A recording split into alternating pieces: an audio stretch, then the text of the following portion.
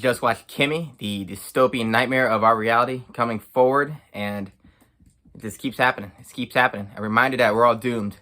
But with these technological advancements, they have their advantages, and Kimi shows that. First, like, subscribe, keep watching more videos.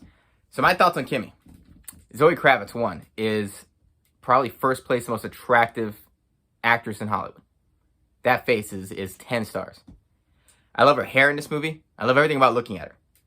She carries the film. She's a great actress. She killed it. And a while ago, she wasn't that popular. Like, everyone knew who Zoe Kravitz was, but she was never really starring in anything. She was more of like a supporting character and everything. But she carries this movie. I remember seeing her in Mad Max Fury Road. I'm like, who's that? And now she's Catwoman. She has her own film.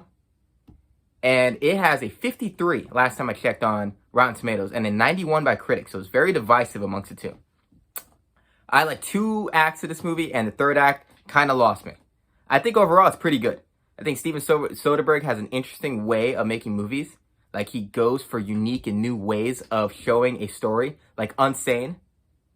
I forgot what that woman is. Who's that woman? Claire something? But Unsane was a very unique way of telling a story. This is also a unique way of telling a story. It is told visually.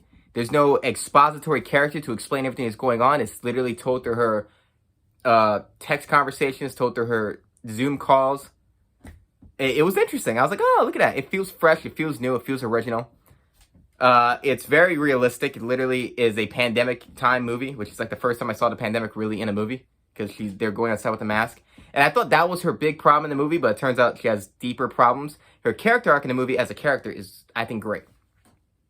Beginning, middle, end, even though it's kind of obvious, by the end, like, I've seen this character arc happen a million times. I still liked it. The first act is pretty much about her and her as a character development. Second act is about the situation. Very interesting, unique situation I could see probably happen already at some point to somebody. About her hearing, and this is not a spoiler, it's like what the movie's about, her hearing what sounds like a murder, and she's a Kimi worker, like an Alexa worker. I don't know if these things exist, but she like translates audio for the device so it can learn. And then she has to go about, what is she gonna do about that? And the last act is where it lost me. The last act got to where the antagonist of the film had to be stupid for the plot's sake. So you spend a lot of time going like, hey, why don't you just do that? Why don't you just do that? You were just doing this.